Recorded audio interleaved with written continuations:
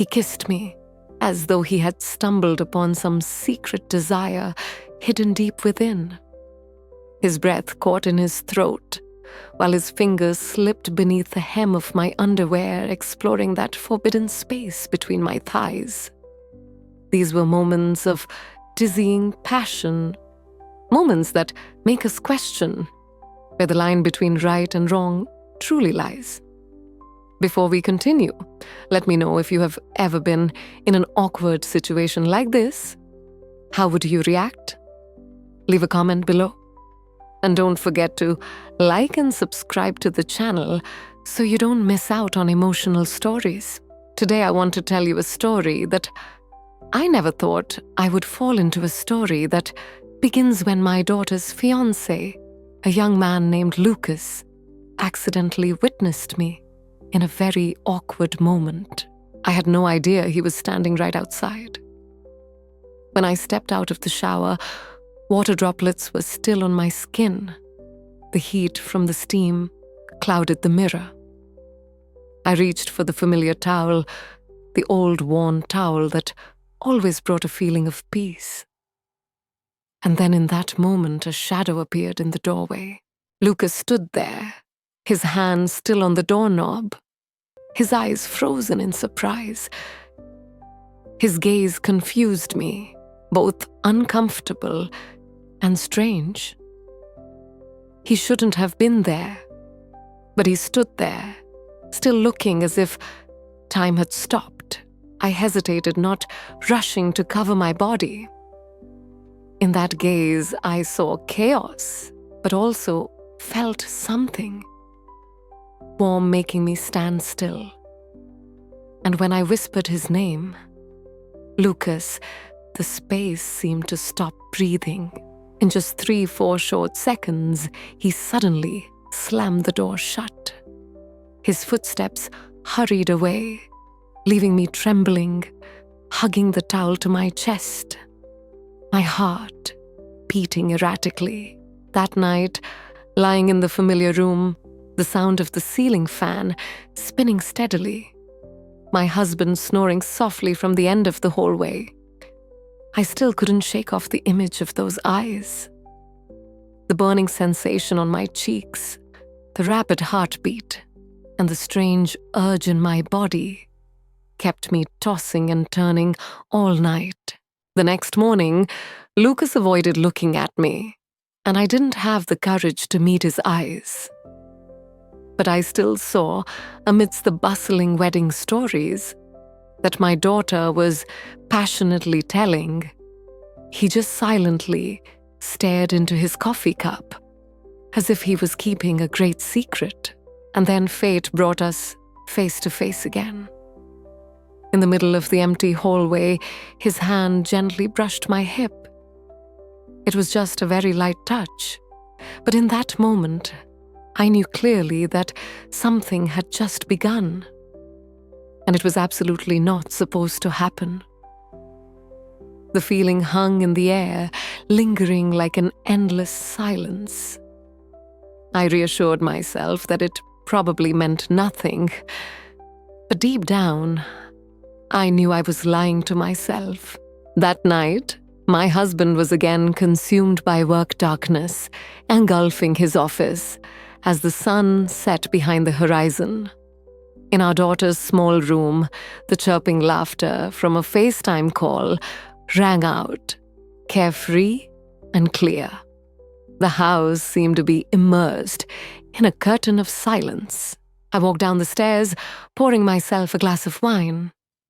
My bare feet glided across the cool tile floor, for my silk nightgown gently slid under my robe. Entering the living room, I saw Lucas sitting there, eyes glued to the screen.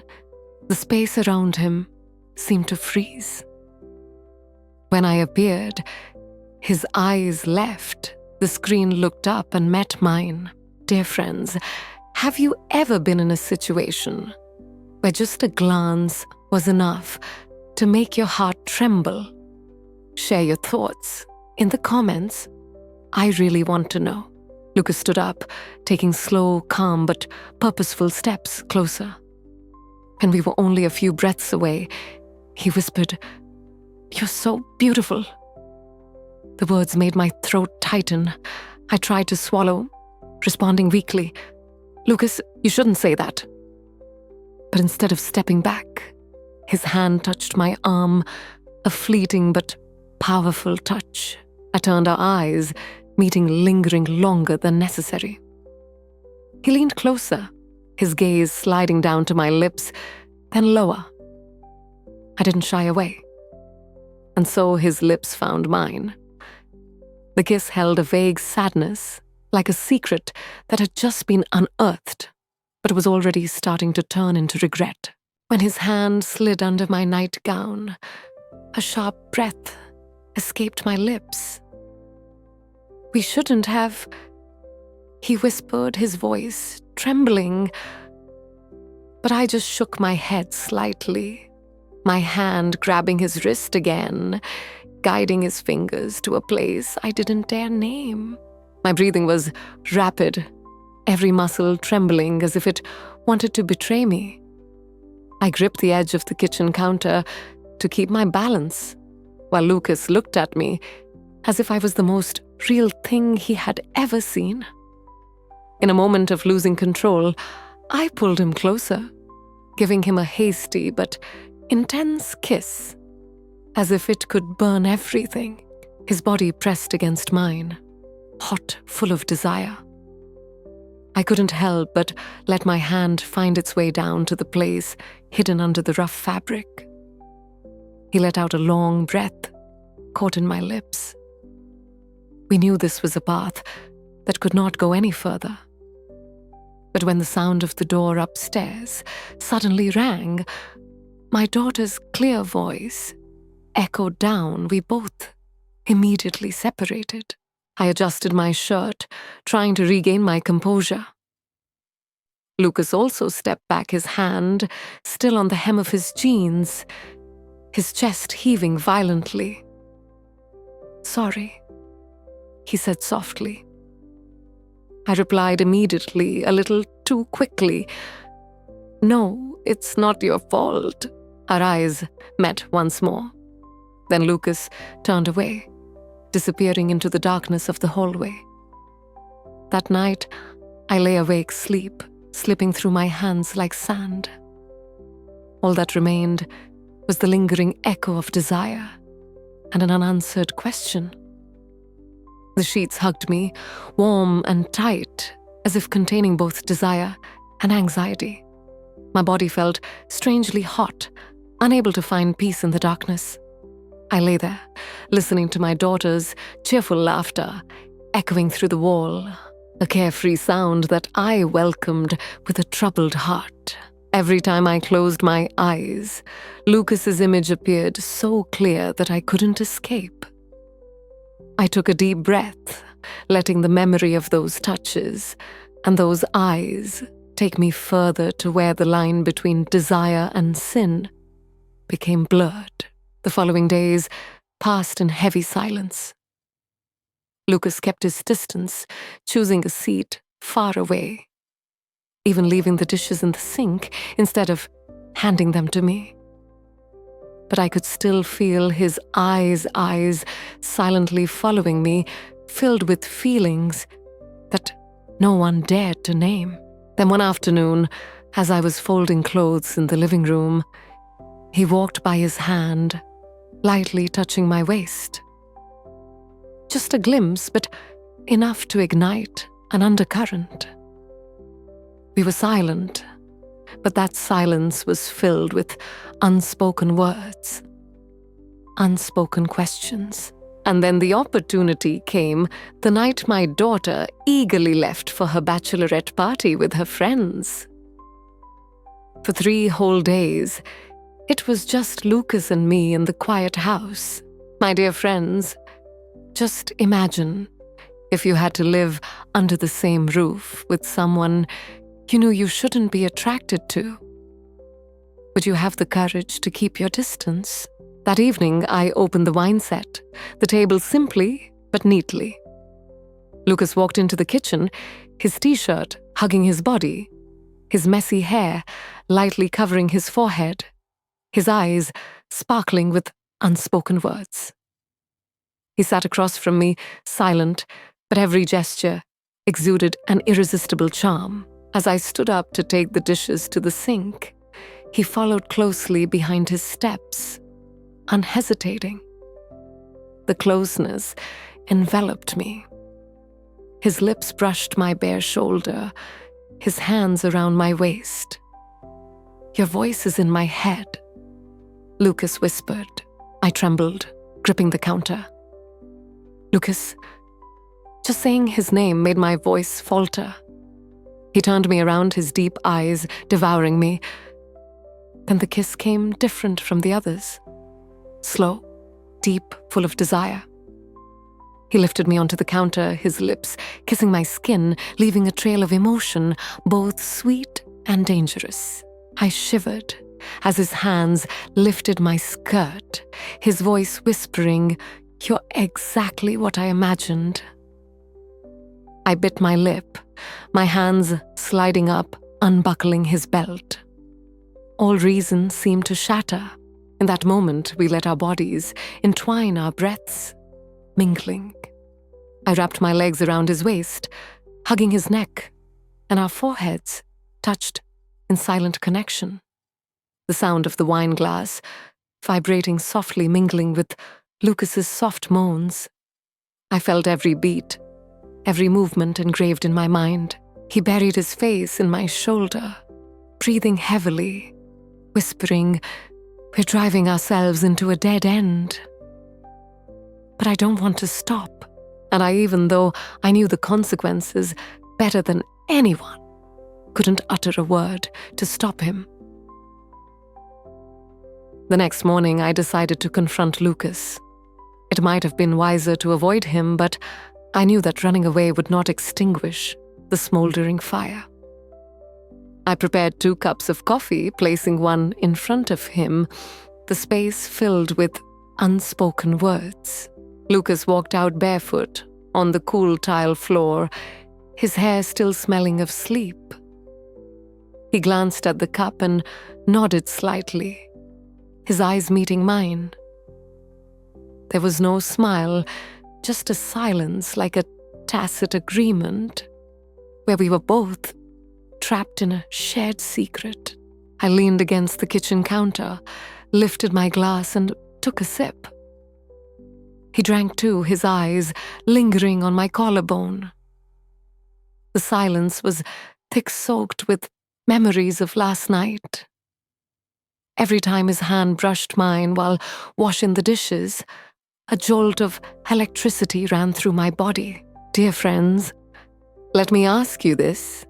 If you were standing in the kitchen with someone you weren't allowed to desire, would you back away or would you let your heart lead the way? The moment the spoon fell from my hand, we both bent down to pick it up. Our faces pressed close together, our breaths intertwined. The scent of Lucas's body lingered, the familiar scent I had carried with me all night.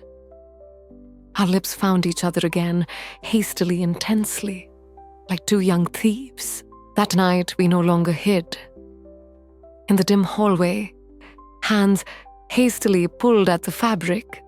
The kiss was hasty but passionate. Lucas pressed me against the wall, his breath quick, his voice whispering in my ear. Day and night in her arms, my heart still only belongs to her. I should have stopped him, but instead my hand slid down, opening the last limit. He moaned softly, his body trembling as if he were bursting after so much restraint. Lucas lifted my leg around his waist, his fingers drawing a hot line between my thighs. "Oh my God," he whispered. "You are the sweet spring flowing inside me." At that moment, my reason fell apart. He carried me, pushed the living room door open with his shoulder, and laid me down on the guest bed. We became one in a fierce urge that left no room for hesitation. The sound of the bed hitting the edge, his muffled moans, all weaving a forbidden melody. Sweat, mingled breaths, became an instinctive dance. Lucas grabbed my hands, holding them above my head, eyes burning. When everything calmed down, we lay still, eyes glued to the ceiling, hands still clasped together. "Just 2 more nights," he said softly, his voice filled with anticipation. I was silent. Deep down, I knew I would devour every remaining moment. The next morning, when I pulled the curtains back, the storm was raging outside. Rain tapped against the glass. The wind swirled, swaying the trees like a fateful dance. My phone vibrated a photo my daughter had sent. Her smile was radiant on the beach. Golden sunshine, soft sand, her face filled with happiness. I was stunned. That smile, just like the old me, before regrets and mistakes, overshadowed my life. As the afternoon wore on, I stepped out onto the porch, letting the light rain fall on my skin as a reminder that all happiness comes at a price. The cool breeze gently caressed my skin like a gentle, seductive touch. I walked down the porch steps, my bare feet gliding on the grass, letting the raindrops soak my shirt, hugging my body as if to hold it tight. In that moment, I was like a shadow, wrapped in a curtain of regret. And then I felt a presence behind me. The door closed. Lucas's footsteps echoed softly on the wet grass. His voice was low, mixed with longing and doubt. "What makes you keep opening the door for me to come in? I'm tired of pretending I don't desire anymore. Do you see the paradox? We both want to resist and desire so much." And I didn't back down. Lucas's fingers gently touched the hem of my wet shirt, pulling me closer to him. In the pouring rain, his lips found mine, deep, slow, as if wanting to pull me into a private world. My shirt fell, each kiss covered my skin, my stomach, my hips, my thighs. He gently placed me on the wet grass, his arms tightening as if afraid that time would steal that moment away. The rain was still falling, but the night seemed to have stopped leaving. Only 2 people immersed in the madness and illusion that desire could build a private paradise. We avoided the light, immersed in the darkness, where all the doors were closed. When I entered the kitchen, Lucas followed. His hand slid lightly behind my back, dropping the electric charge in my mind. I turned back, kissed him as if I wanted to swallow him, pulled him to sit on the wooden shelf. My hand quickly slid under my skirt, and my panting mixed with the sound of the rain outside. "I'm always there for you," Lucas whispered, his voice trembling. "In your arms, the world disappears." I bit his shoulder, lightly, tasting the trembling on my skin. We spun around in a frenzy, until a sudden knock sounded on the door.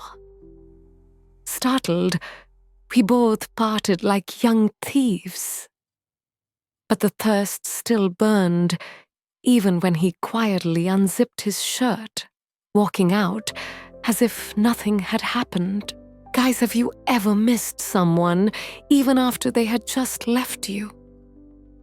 That feeling made me suffocate. The absence quickly turned into a silent anger.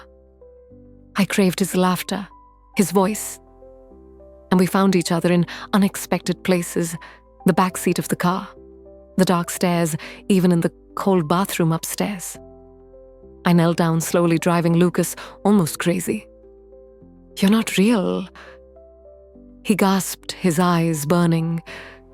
"You're an image that will expose my whole self." Every time like that, I imprinted it in my mind, as if wanting to engrave it into my memory forever. But every dream is as fragile as a passing wind. Then one morning, when his wife returned, she appeared in the kitchen, singing softly, her face glowing with life.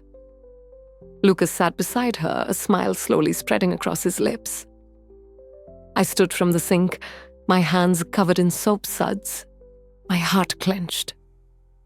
Their eyes met just a touch enough to shatter the space. She could feel it too. Something that hadn't exploded yet, but was hidden beneath the mask of peace, like termites gnawing at the wooden floor from within. That night, I waited for Lucas in the hallway. When the sound of water from the shower started, I pulled him into the small living room, pushing him against the door. I whispered. He didn't ask why, just kissed me, as if time had separated us for centuries. I can't stop. Lucas breathed, his lips brushing my ear. Then don't. I replied, my hand pulling him towards me. Everything started again in the darkness, filled with desire.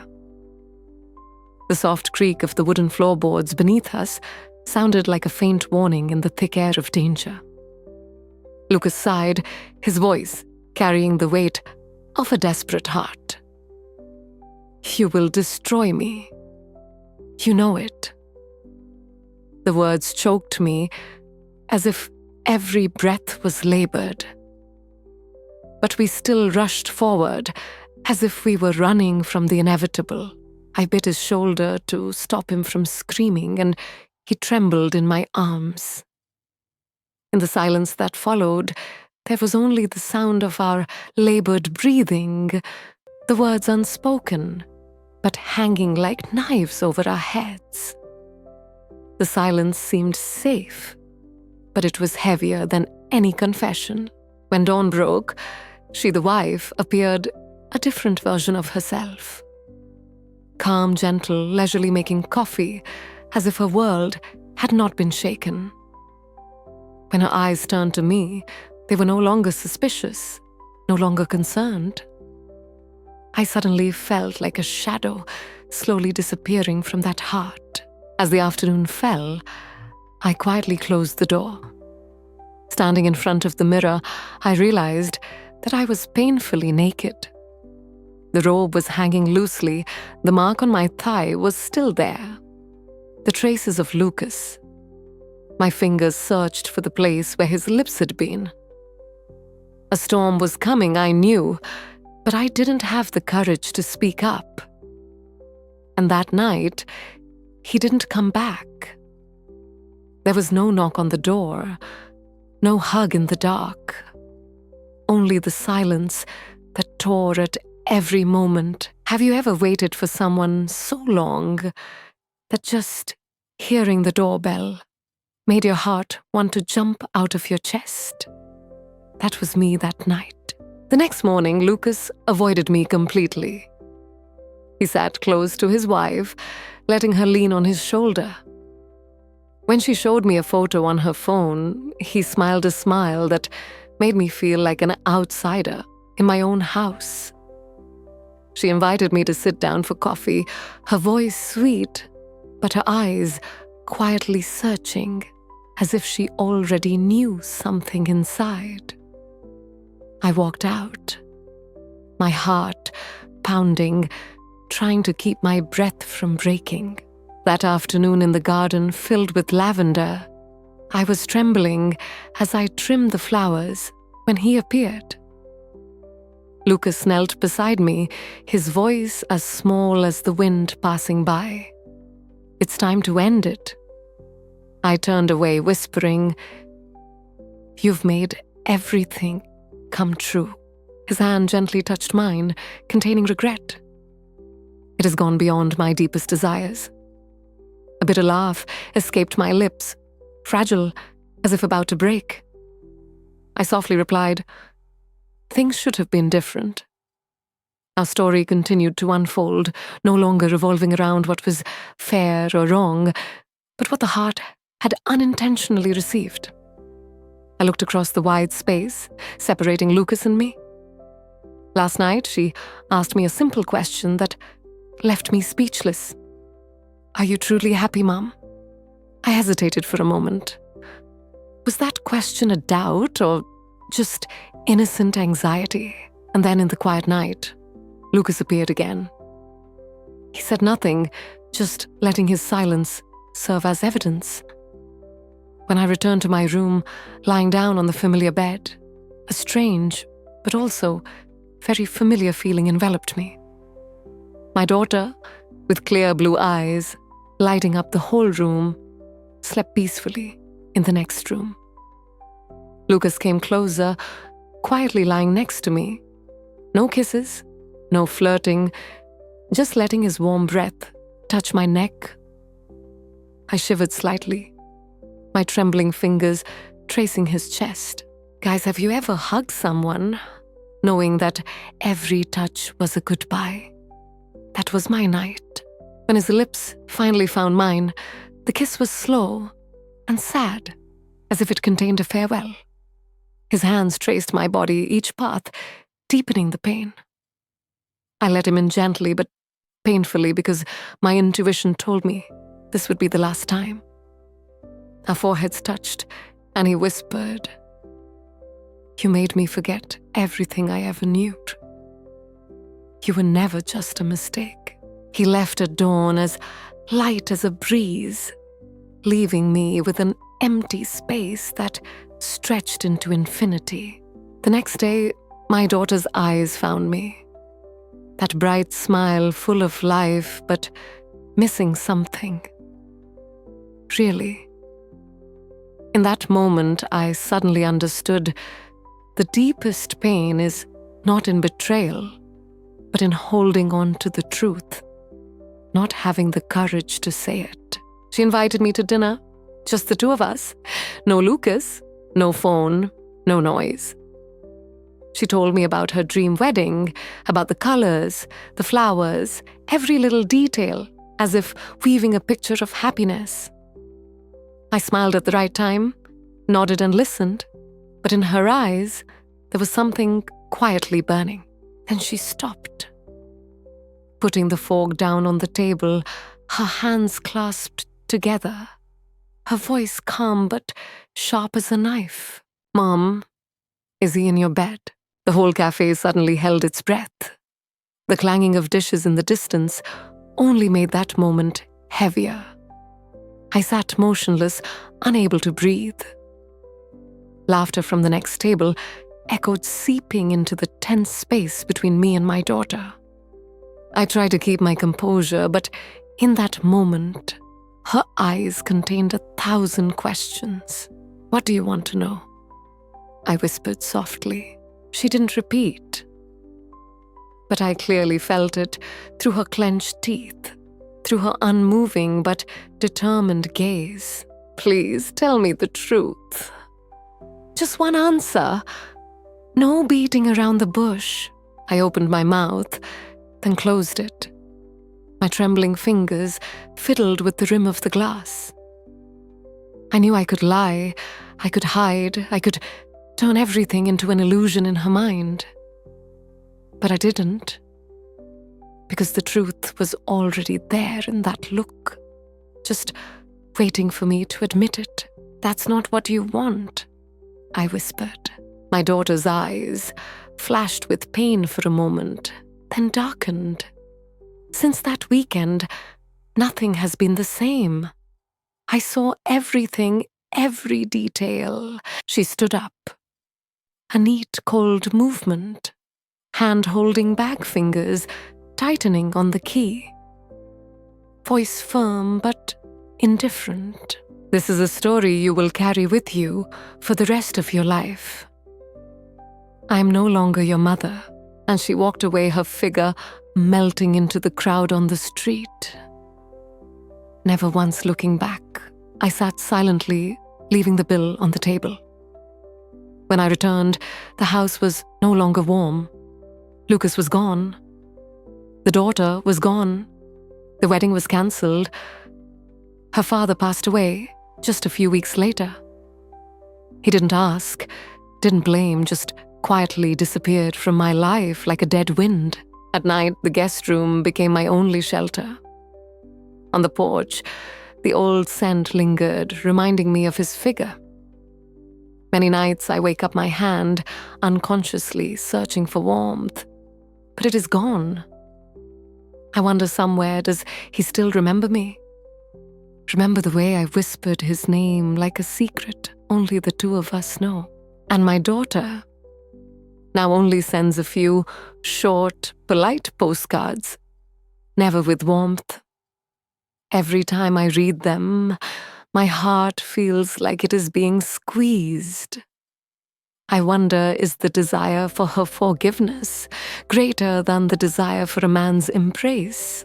Dear friends, there are wounds that time does not heal. They only change shape. I fell in love with my own daughter's fiancé, and in return I chose to lose everything: love, family, and dignity.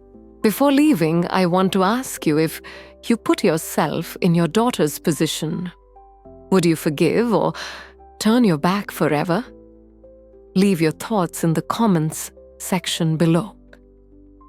And don't forget to like, subscribe, and turn on the notification bell so you don't miss out on any more tear-jerking stories. The years passed by.